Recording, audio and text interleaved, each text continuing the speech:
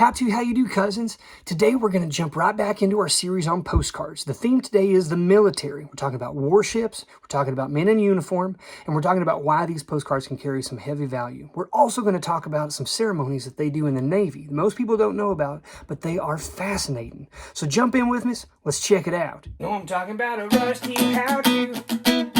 Rusty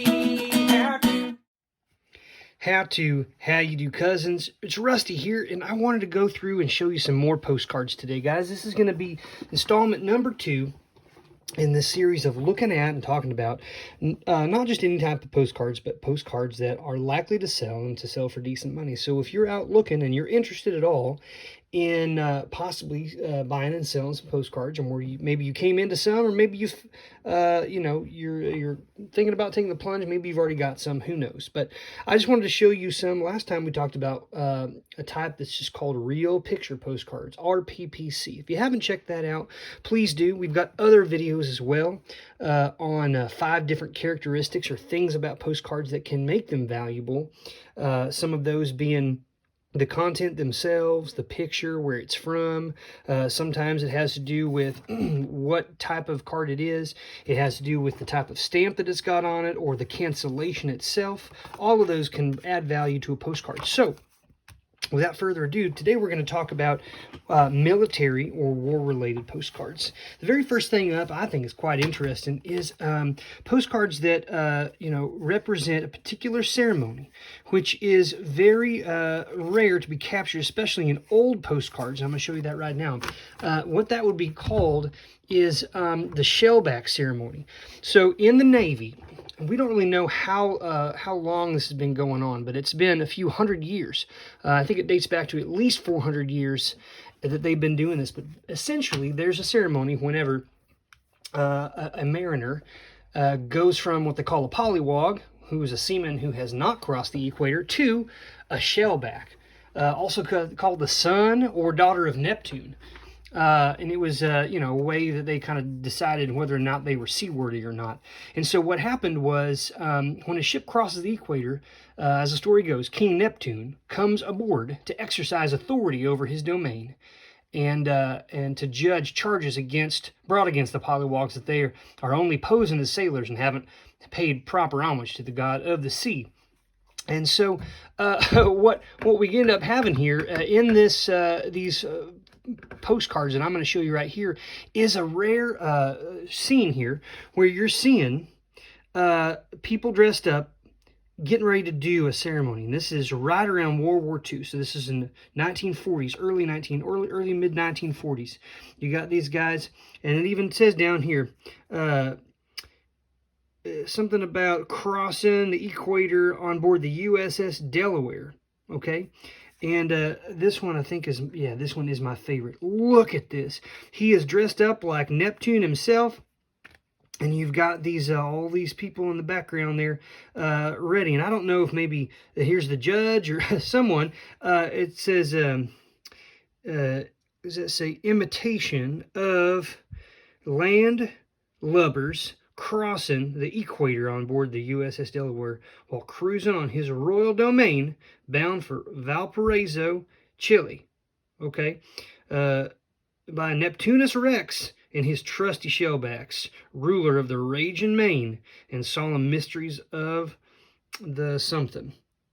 But how cool is this? This is what they would call a real picture postcard. As you can see, these were actual photographs, and we've got all these photos of these men in this. So to me, that's super cool because of the story behind it and these rare photos that perhaps I'm the only one that has these postcards of this particular event. They've never been used, at least not written to anybody. So that's something to be looking for, is these kind of odd, eccentric things, especially when they're old. Here's some other ones, and these are all from the same batch that I got of the USS Delaware and battleships out here. It features this same gentleman. I don't know who he is, but you can see here they've got some sort of creature. I don't know if that's a little a bear or what that is, but it's some sort of furry creature aboard this battleship. And then also down here, I'll pull it up, another photo from the same thing where they caught a shark. Look at that gigantic shark that they caught and they're just displaying there all these men in their typical Navy garb. Just super cool. I love this stuff. So again, bizarre stuff. If old photos of people catching gigantic fish and stuff like that can certainly sell for a good amount of money. Still looking here, we've got all these shots that this gentleman took while he was out. And here's another one of those of the them doing their ceremony, crossing. And I mean, look at this guy. He's got this skull and crossbones hat on, and they've got all these odd costumes. If a person didn't know better, they might think that they were dressed up for Halloween or something. But look at these guys in the bottom there. Those are the ones who are being initiated into the crew here. And here's another one. This guy, look at his beard to look like Neptune. Incredible stuff, guys. You can see that shimmer. That's because this is on actual photo paper. And then just some cool shots of the stern, I guess, or the helm. I'm not quite sure of my the geography on ships these days, but of these old battleships here, you can see they're loading up some stuff on a cart here. Here's some more kind of just shots on the deck here. There's the kind of the guns on this battleship. You can just see the massive size of this here.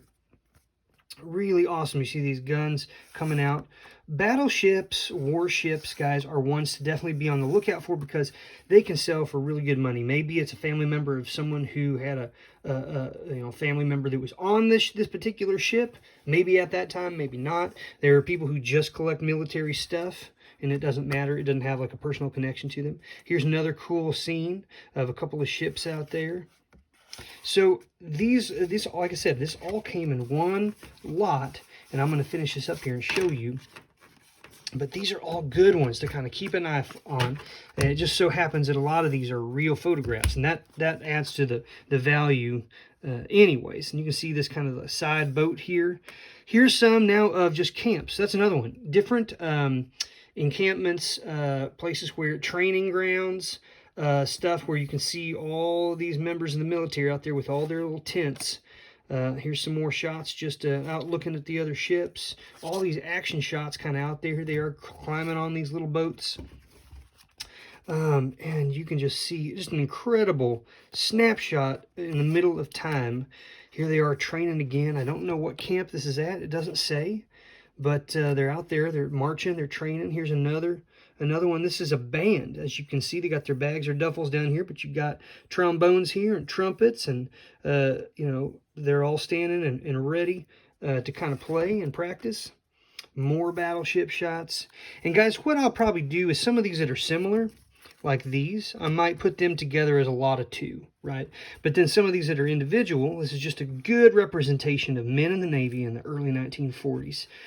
Here's, they're kind of standing at attention, but then here they're kind of lounging around. Here's this gentleman again who's in the Navy there.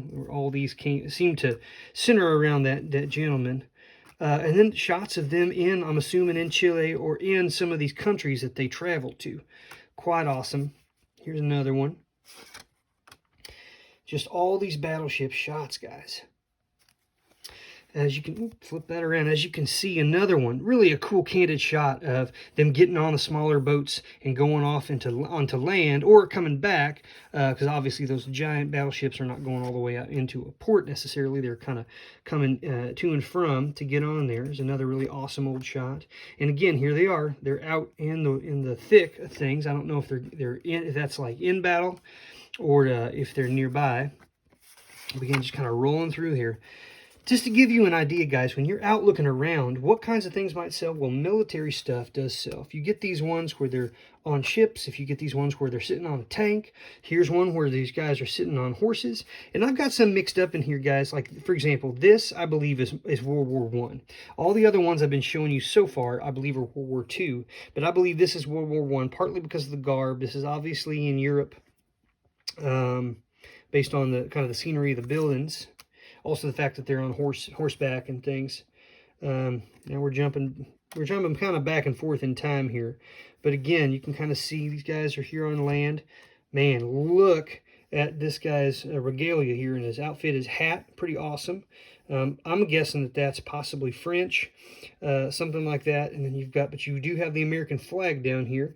with a smaller number of the stars on that. That's another kind of telltale sign of the age of it. Awesome group of people getting together. Look at these gentlemen. Some of them in hot top hats. I don't know if these are wealthy men or businessmen, but then you've got these different generals and different military administrative individuals there. You got this. Look at these. This just stone cobble road here where they're going through. I don't know if this is some sort of a parade. Possibly this is at the end of the war. And then you got gentlemen here again on the battleship. They're jumping off to swim, climbing up, jumping off, taking a breather. Here it is again, some sort of I don't know if that's a bear or what. But this guy's like laying there almost sleeping with it. Not quite sure what that is. If you guys know what that is just by looking at it, please let me know, because that's pretty incredible looking. Again, here's some guys getting, I don't know if they're getting washed off, if they're fighting, or what they're doing. These guys almost look like they're fist fighting, boxing or something. Again, we're back on land here. And the list goes on, guys, just over and over again, all of these. This lot, guys, I think I paid $500 for this lot of cards, which is quite a bit. But I expect that several of these cards will go for $10 or more each. And I've got just dozens and dozens of these. Some will go for even more than that. Some of these awesome ones, you can just imagine putting this in a little frame and up on the wall for someone whose parent was in the Navy or something like that. Here's another one of those shark ones. I got 2 of those, which is awesome. So then I can put one out and kind of see how it sells, and that'll give me an idea of what I might be able to price it for the next time. And then, again, these guys are all dressed up, odd kind of outfits. Still probably a part of that that initiation, that ceremony. You can see the nice little top hat. Very, very cool stuff, guys. Now, next up, I'm going to show you some more that are specifically from World War I, and a little bit of a different flair, a little different flavor here. Here's a gentleman on horseback here. You can see by his outfit there, not an American soldier, somewhere in Europe. Looks like a French regalia. Again, he's on the horseback there. You can see these men. They're marching with their guns and their hats.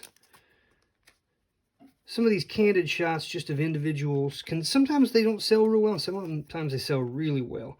This is very sort of a plain shot. He's kind of off center here, but it's kind of a neat little capture.